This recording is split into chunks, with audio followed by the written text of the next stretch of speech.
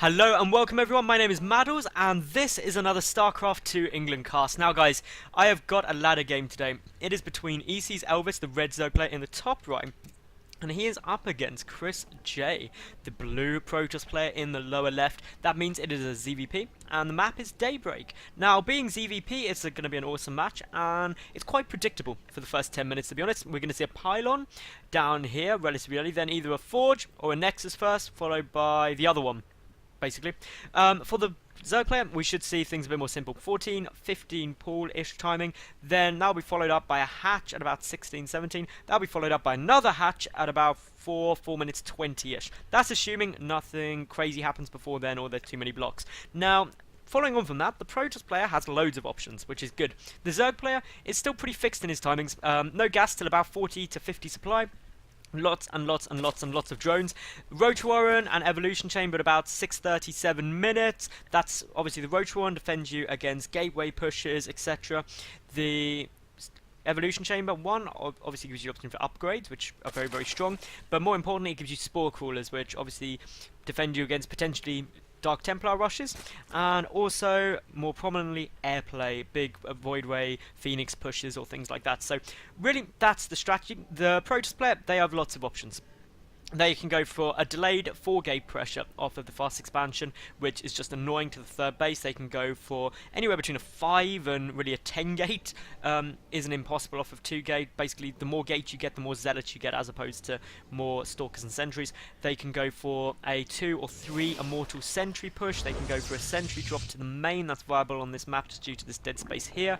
But really, most of the strategies defend around picking off the third base, because that's where really the game's won or lost, is whether the Zerg can hold this up. Alternatively, the Protoss player can just be like, no, not going to do any of that, I'm going to take my third base and just play nice and passively, because a 3-base Protoss is super, super strong. So yeah, we'll wait and see what happens there, how it all goes down. That will be pretty much it. Now, obviously, looking here, just a nice little bit of pylon blocking, and to be honest, Elvis doing the right thing.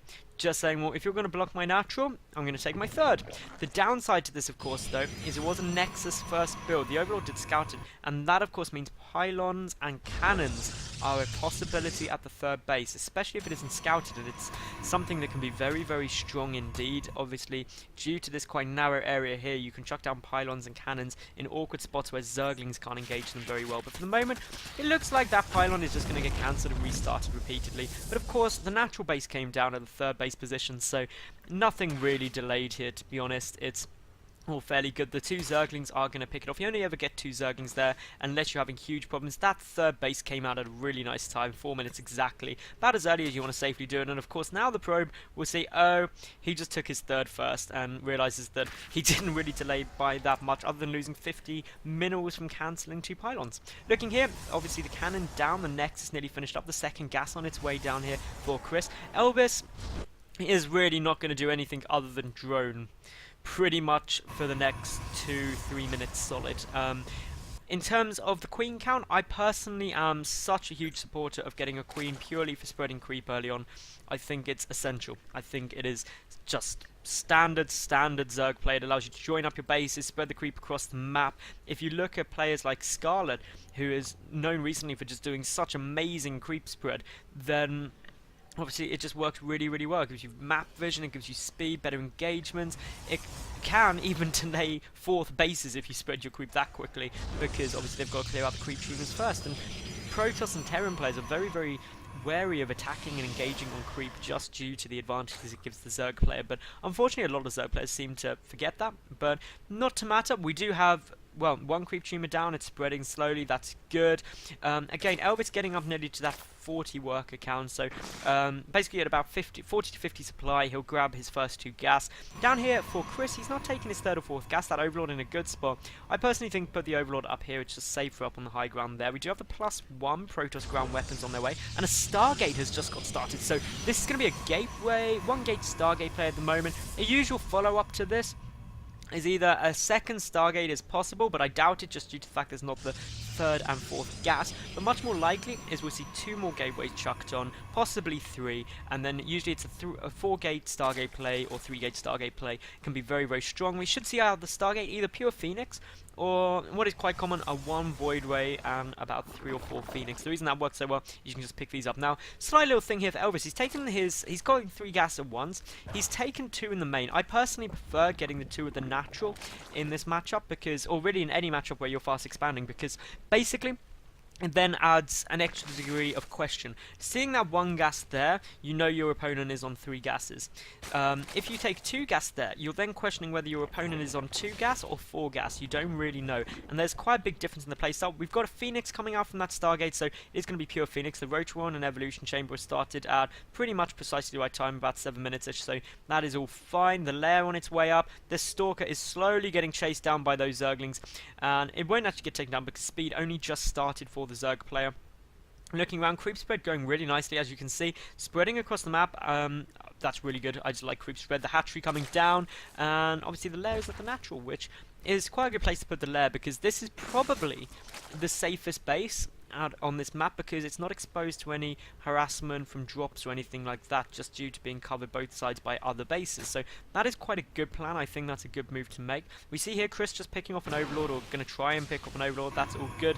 We do have now the robotic facility coming down. More Phoenix on their way, but 3 just going across the map. They're going to probably pick off a couple of Overlords, which you may as well. They're on the map. Surprised they didn't actually finish that Overlord off, because you can get that brief moment of supply block. We've got Spore Callers getting chucked down, quite a lot actually of Spore Callers getting chucked down. Maybe a slight overreaction to this. As you can see, though, a bit of a fail on the focus fire with those Phoenix. They should be able to pick off that Queen, but of course these Spore Callers are going to finish. Picking off the Queen, a good move though, because let's face it, Queens, that means you've got 4 less lava every 40 seconds, which is just good times. Now, 1 Phoenix gets picked off again, bad control there by Chris. Little mistakes like that you want to try and erase from your play completely. You don't want those going down. Also the Spore Caller position, I know this sounds really pedantic, but you'd be better off having a Spore Caller there. Move that one there. The reason being is because Phoenix will come in from the side, the one at the back and the Queen can defend that, and you want one at the front as well. So that's just a minor thing. Again here as well, maybe a Spore Caller in here and there would be better, but really, really minor points and not a massive issue. Some of these Zerglings just poking and prodding. In terms of follow-up to this, we've got Immortal coming out, second one queued up, so it's sort of like an Immortal Sentry push, but it's not hugely coming in. ELVIS coming across with just a handful of Roaches, and this is a good response, because if your opponent's gone for a Stargate, it means everything else is going to be delayed, and if you go for a big ground push, it can be quite effective, and it looks like the Zerg player could actually get a complete surround here on these units, which will be very, very strong. The Immortal is out, though. The Force Fields go down just in time. 5 Force Fields rather, for those 3 Roaches. Bit too many in my opinion. You don't really want to be engaging with that many force fields for such low numbers of kills if you can help it, but of course any unit you get for free is good. We do have some more force fields, 3 more force fields to 1 roach. Again, you want to think, how cost effective can I be with my force fields? They're basically like a resource early on. You don't have an infinite number of them, so you want to spend them as best as possible.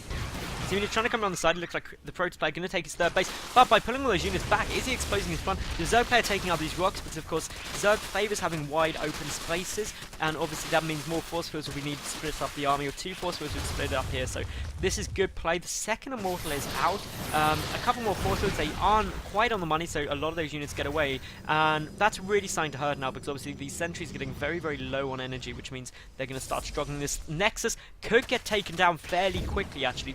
The Infestation Pit, of course, coming down behind this for ELVIS. He's also getting a +2 missile attack. He's got no armor upgrade yet. He's getting a lot more rotated, so this is a lot of aggression. We're 12 minutes into the game. Of course, that Infestation Pit will finish shortly. Passaging Clans should start straight away. Burrow coming down as well, and anyone who watched MLG Dallas last weekend will know that Burrow featured hugely in Lennox play, and it was really, really fun to watch. That was pretty awesome. Now, fourth base coming down for ELVIS. Right move. He's seen a third base, so you out-expand your opponent by 1 base above, really, in ZVP and ZVT, so that's all good. We've got some gateways coming down, the double cannon, really trying to defend this third base, and the reason this third base is so critical to the Protoss players is that basically 3-base Protoss is super strong, but here we go, 1 cannon gets sniped down. This Nexus is also going to get sniped to cancel just in time though, so awesome play there by the Protoss player, and while he lost the base, he didn't lose too many resources, only 100 compared to 400, which is always good. Now, obviously, the Phoenix lifting up a couple of roaches, again, some units for free, that's always good. The Twilight Council is down, Blink is research. We do have no sign of the +2 yet, though.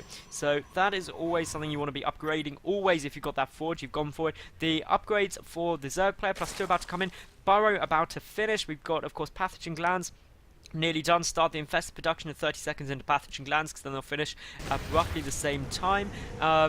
In terms of the third base, that's going well. Worker count, well, that leaves a lot to be desired here by ELVIS. He has lost a grand total of one worker, but he's still only at 58. You want to be, there's no point in going 4 bases on 58 drones. You want to get up to 70, 80 drones ASAP, and that's really why this Protoss army is now looking so scary compared to the Zerg force, is just because there wasn't enough drones.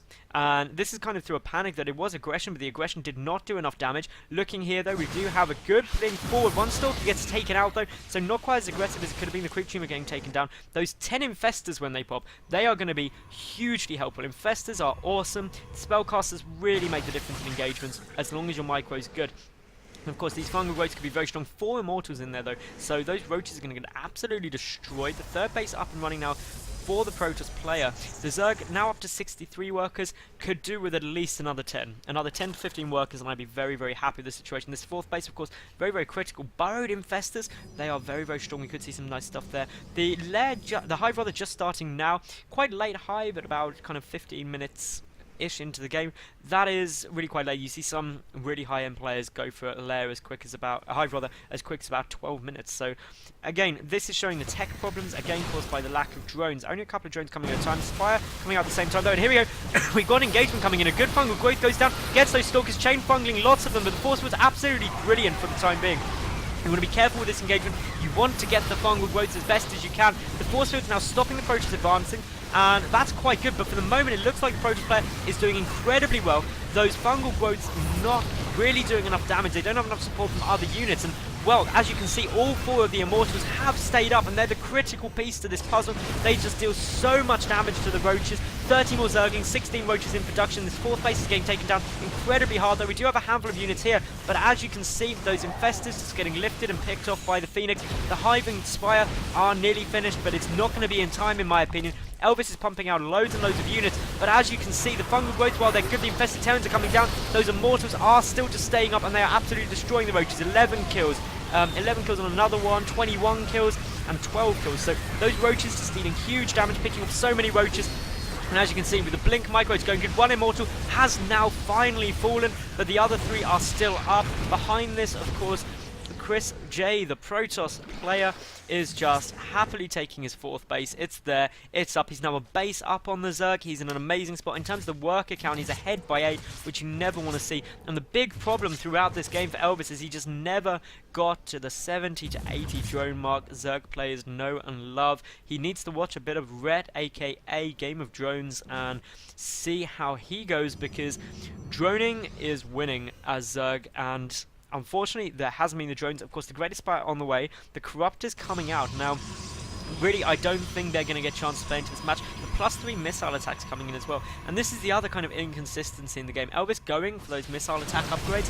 Well, roaches are only super strong in the early and mid game. And then, obviously, the missile attack upgrades have no effect on the Broodlords in any way, so that's a bit of a problem. And obviously, seeing here, we've got 2-1 upgrades. That is compared to what is the 2-0 upgrades and 0-1 for the Zerglings, so that's a bit of a problem. +3 on the way out as well. Now, those Phoenix getting some good scouting information, seeing what's going down, and obviously sees the force is very, very small. The supply advantage there, about, well, 10-ish more army supply there for the Protoss player, which is good. The worker supply, though, is the big difference at the moment, 68 to 59. That is pretty huge. Obviously, a base up as well. This base is going to be forced to be cancelled. So great, great play. 4 Immortals sitting in there. The only problem I'm foreseeing is the fact that there's been less of other tech. The Broodlords are now coming into the mix, and they're going to be pretty strong here, but of course a good number of Blink Stalkers and very, very low reinforcements could cause problems. There's also no Spine Crawlers, and this is probably going to be it. The Protoss player is maxed out. That third base is gone, and there's no way a 2-base Zerg can deal with a 4-base Protoss player. It just will not work. And the Broodlords, while they come out, they might delay things slightly. Those Stalkers are able to get right underneath. 1 goes down, 2 goes down. If they get focused, it's all gone. The fungal growths are good. The Broodlords are trying to fall back. This is really the best that ELVIS can hope for. But now with only 2 Broodlords remaining, we should see the GG any second. This force is just still up and running. Absolutely fine. Those Immortals just with stupid numbers of kills right now. The couple of infested Terrans getting thrown down, but this Protoss force is still going well. A blink ball, the Phoenix even having a shot at those Broodlords. The last Broodlord dies, while the Immortals are getting cleaned up at long last. More Stalkers are coming in to reinforce. The +3 is about to finish as well. But through some miracle, ELVIS has held it off for the moment. He is trying to expand to this top position there. But if we look at the work count, 43 to 68, that's huge. The Robotics Bay on its way for the Protoss player, which is very, very late, to be fair.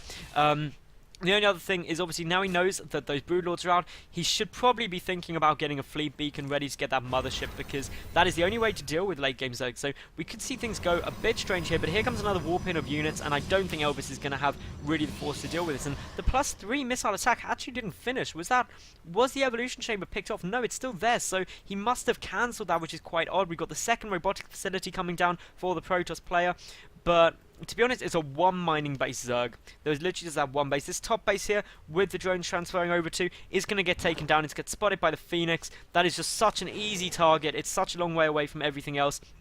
And well, really, it's just going to be a case of going in and picking it off. You can see how much the Zerg is struggling for money. If we look at the income tab, well, it's absolutely hugely in the Protoss' favour right now. Here comes some Stalkers over. The sentries are there as well. Some force fields could go off. They're not quite on the money. Those force fields could have been a bit better. But as you can see, this base is going to get knocked down. And this is really just delaying the inevitable at the moment. The Broodlords are trying to get over in time. But they're not there. Now, if I was the Protoss in this situation, I would run away and just reinforce. You don't want to engage those Broodlords when they're over dead space, because you can't get the Stalkers underneath them. But ELVIS, he GG's, knowing there's no way he can come back. And I actually really enjoyed that game. I forgot, one of them is a GM player, the other's High Master.